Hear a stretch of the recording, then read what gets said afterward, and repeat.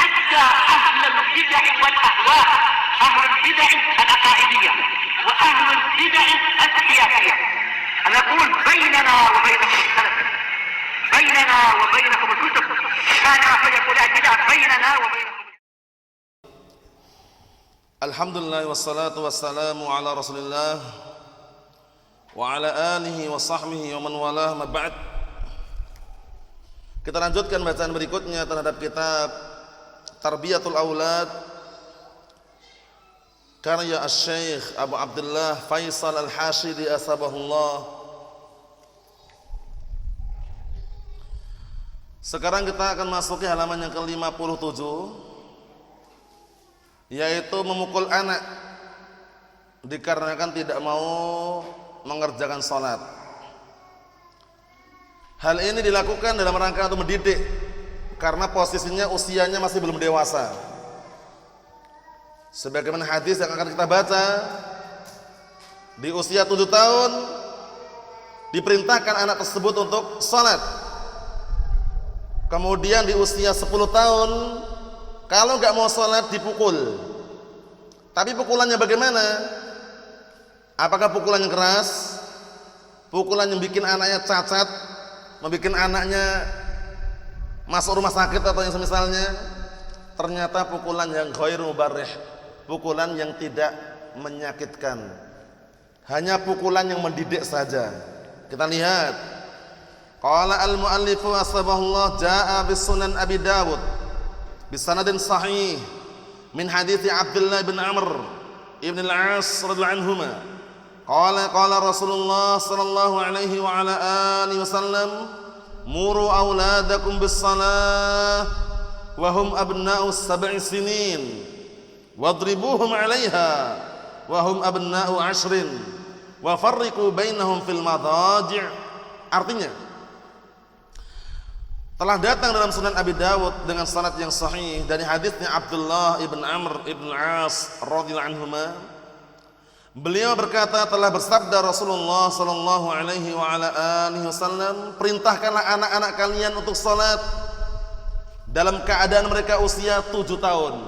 Sudah dewasa atau belum 7 tahun? Belum. Tapi perintah yang sifatnya mendidik walaupun belum dewasa. Wadribuhum 'alaiha, dan pukullah mereka karena tidak mau salat, mendidik mereka agar mau salat. Wahum abna'u 10, dalam keadaan mereka usia 10 tahun. 10 tahun sudah dewasa atau belum? Belum juga. Tapi untuk mendidik, mafhum, menunjukkan bahwasanya mendidik anak jangan nunggu dewasa. Makanya ada namanya pendidikan anak usia dini, PAUD istilah mereka ya. Nah, jadi mendidik anak itu sejak dini, jangan nunggu dewasa, nanti ada kritikan nanti. Kalau membiarkan anak itu dewasa baru dididik, baru diajarkan padanya syariat, itu agak sulit. Paham ya? Kita lihat. Wa farriqu bainahum fil madaji', dan pisahkanlah di antara mereka ranjang tempat tidurnya. Jadi kalau anak kita misalkan ada anak laki-laki, ada anak perempuan, ataupun anak laki-laki semua laki-laki misalkan, ketika usia 10 tahun dikasih pembatas pemisah. Paham? Kalau anak perempuan misalkan ada kamar khusus, kan anak perempuan sendiri, anak laki-laki sendiri. Kalau misalkan kamarnya sempit, rumahnya sederhana misalkan, minimalnya ada pembatas. Paham ya? Antara yang satunya dengan yang lainnya ada pembatas. Paham ya? Sehingga terpisahkan. Sehingga apa? Terpisahkan. Naam. Kita lihat di sini, qala asy-syarihu asbahullah, al-haditsu fihi dalilun ala wujubi darbil aulad 'ala as-salah idza balaghu 10 sinin. Hadis ini menunjukkan di dalamnya terdapat dalil wajibnya memukul anak-anak. Lihat, wajibnya memukul anak-anak untuk sholat ketika mereka mencapai usia 10 tahun.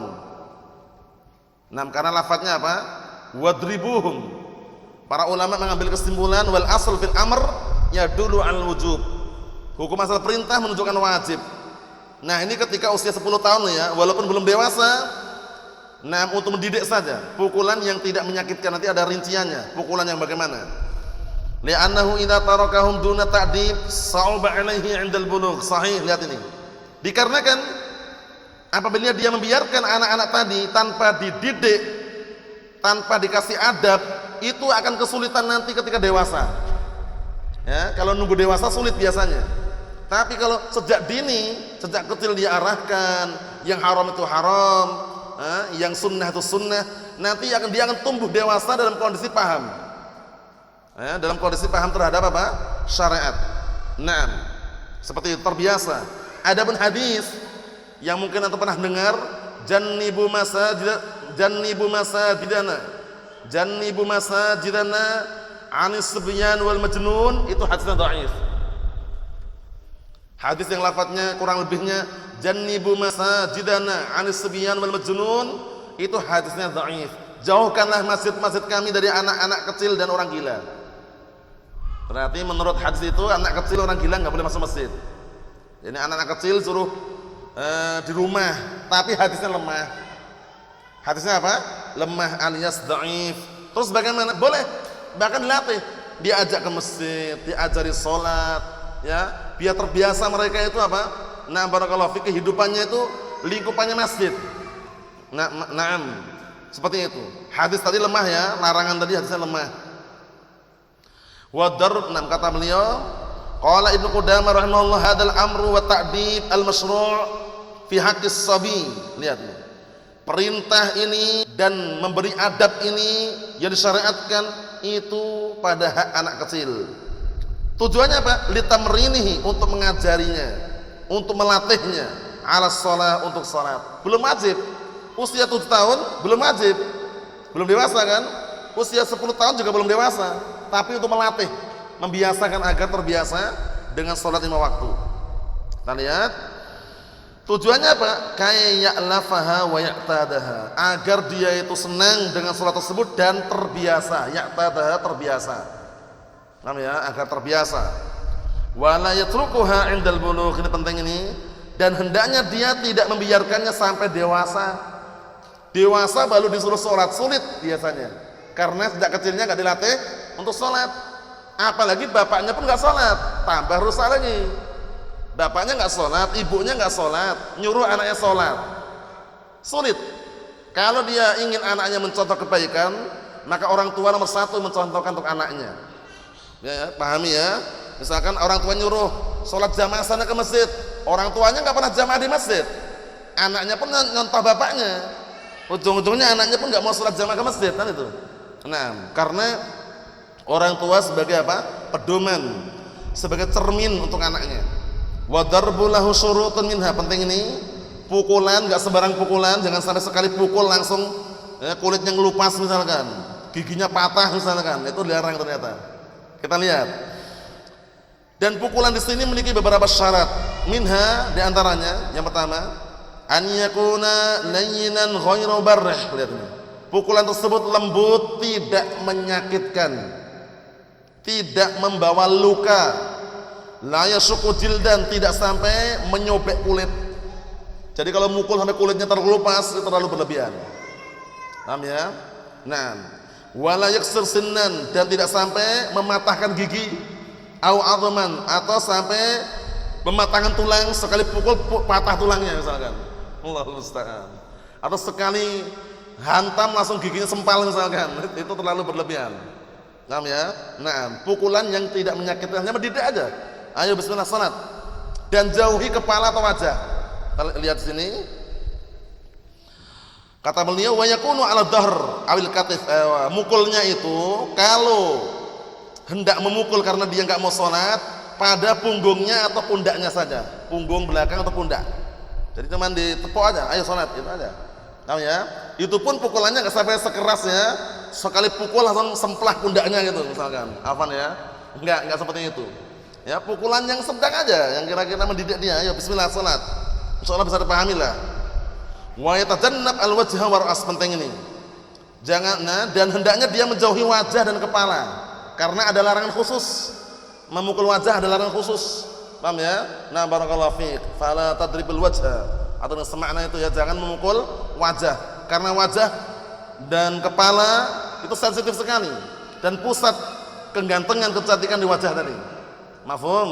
Nah, oleh karena itu mukulnya selain wajah dan kepala, di punggungnya tadi atau di pundaknya, atau sebagian mereka biasanya kalau di Yaman itu cara didik anak mereka dipukul telapak tangannya pakai kayu gini. Paham ya? Pukulan yang biasa aja, jangan pukulan yang keras ya. Lihat tadi, tidak sampai mengelupas kulit, tidak sampai matahkan gigi, atau tidak sampai patah tulang. Ya, pukulan yang hanya mendidik. Ayo bismillah. Ini berlaku untuk anak laki-laki atau anak perempuan juga, umum pada asalnya. Paham ya? Anak laki-laki, anak perempuan sama aja, cuman dengan cara yang terbaik tadi. Yang kedua, la yakunu fawqa asyrati aswat. Syaratnya jangan memukulnya melebihi 10 kali pukulan. Ini ada syaratnya, ternyata ada larangannya nih. Paham ya? Ada larangannya, hadisnya sahih hadisnya. Mukulnya nggak boleh melebihi 10 kali pukulan. Paling-paling ayo salat. Ayo. Ya maksimal 9 lah. Paham ya? Kalau harus dipukul misalkan ya. Nah, tapi 10 jangan. Nah, maksudnya melebihi 10 jangan, maksimal 10. 9 dah mendekati 10 ya. Lebih itu jangan, lihat. La yakunu fawqa asyrati aswat. Jangan sampai pukulan tersebut melebihi 10 kali. Kenapa? Li hadits Abi Burdah Al-Ansari, karena hadisnya Abi Burdah Al-Ansari radhiyallahu anhu annahu sami'a Rasulullah sallallahu alaihi wasallam yaqul, bahwasanya beliau mendengar Rasulullah SAW berkata, la yujladu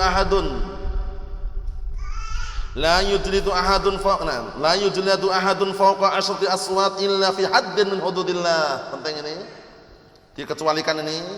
Janganlah seseorang itu dipukul, dicambuk melebihi 10 kali kecuali itu hukuman dari hukuman-hukuman Allah tetapkan. Seperti apa? Menuduh orang berzina, gak mampu datang bukti, berapa kali cambukan? 80 kali cambukan. Itu karena haddun hududillah, ya kan? Hukuman Allah Ta'ala itu. Kemudian barakallahu fiik, laki-laki atau perempuan yang masih gadis atau yang laki masih berjaka berzina, dia apa? Cambuk 100 kali cambukan, lebih 10 karena itu haddun hududillah, hukuman Allah Ta'ala. Paham? Tapi kalau hanya untuk mendidik, jangan lebih daripada 10 kali. Pukulan pertama masih ngayal misalkan. Pukulan kedua masih ngayal misalkan. Ya sampai maksimal 10. Pukulan yang tidak menyakitkan, hanya mendidik saja. Ayo bismillah. Hindari wajah dan kepala. Mafhum? Yang ketiga ini penting, ketiga ini. Kadang orang lupa, lalai, emosi, enggak bisa nahan amarahnya. Yang ketiga, alla yakuna amama ahadin siyanatan li karamatil aulad amama asdiqaihim wa ghairihim. Ini penting ini. Hendaknya pukulan tersebut dilakukan tidak di hadapan orang lain, biar anaknya enggak kena mental anaknya. Di hadapan teman-temannya dipukul, ayo salat, ayo. Oh, anak-anak yang lain lihat teman-temannya, akhirnya anaknya kena mental.